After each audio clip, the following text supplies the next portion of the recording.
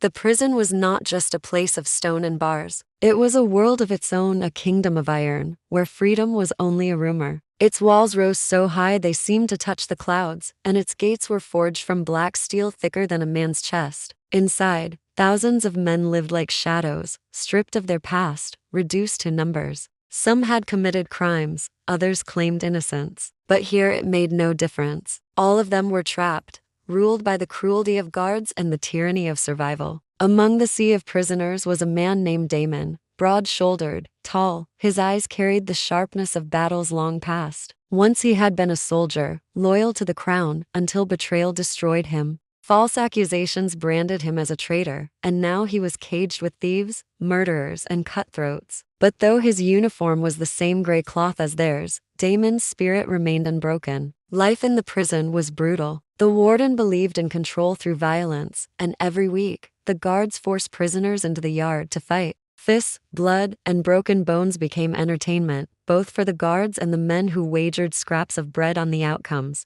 These fights were not just for survival. They were tools of dominance. To refuse was to starve. Damon fought because he had no choice, but his training made him dangerous. Blow after blow, he won matches, his name spreading through the blocks. Soon, men began to follow him. Some respected his skill, others feared his strength, but Damon never sought glory, he sought freedom. In another corner of the prison lived Kellen, a thief with clever eyes and quicker hands. Unlike Damon, Kellen fought with wit. He knew the prison's secrets, the weaknesses and locks, the laziness of guards, the tunnels buried beneath stone. Where Damon inspired fear, Kellen whispered possibilities. One night, after a savage fight where Damon broke the ribs of a rival gang leader, Kellen found him sitting in the shadows. "You fight like a lion," Kellen said softly, his grin crooked. "But even lions die in cages. Don't you ever wonder what it would feel like to breathe free air again?" Damon eyed him with suspicion.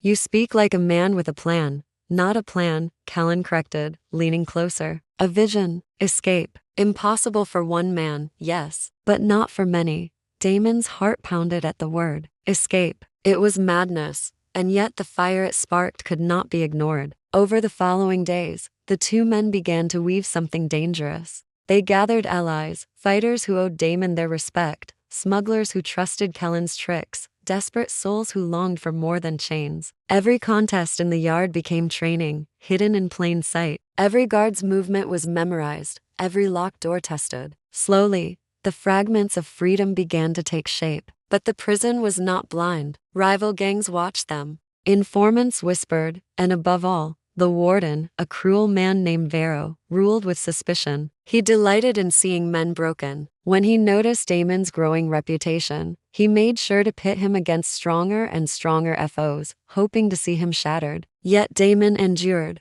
bleeding but unbroken. The months passed, and the plan sharpened. Each man had a role. Some would start a riot, others would seize weapons, and Kellen would unlock the path. Damon would lead them through. The night came, wrapped in storm clouds. Lightning split the sky. Thunder growled like the anger of gods. When the bell struck midnight, chaos erupted. In the yard, a fight exploded between rival gangs, turning into a full riot. Guards rushed in, swinging clubs, unaware of the larger storm brewing. Kellen moved swiftly, stolen keys glinting in his hands. He unlocked doors, one after another, each click like a heartbeat. Damon and his men pushed forward, taking down guards with fists, chains, whatever weapons they could steal. Blood spilled, screams echoed, but nothing could halt the tide. The fortress shook with violence. Fires spread where torches fell. Prisoners poured through corridors like a flood, overwhelming everything in their path. The walls that had stood for decades trembled under the fury of men who had nothing left to lose. At the eastern tower, Damon faced the last obstacle,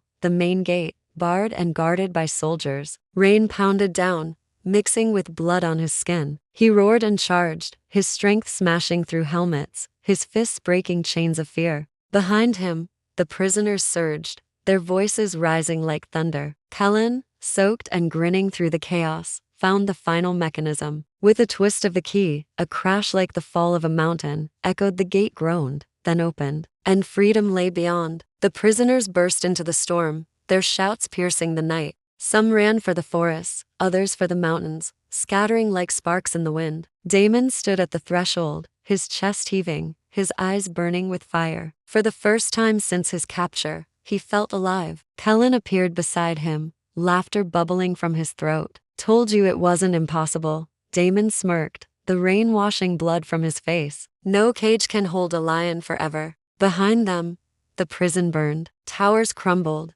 gates twisted, and the warden's fortress fell into ruin. The storm swallowed it all, as if the earth itself had decided that the age of chains was over. Damon and Kellen vanished into the night, not as prisoners, but as men reborn. And though the world ahead was uncertain, one truth remained clear: freedom, once tasted, was worth every drop of blood.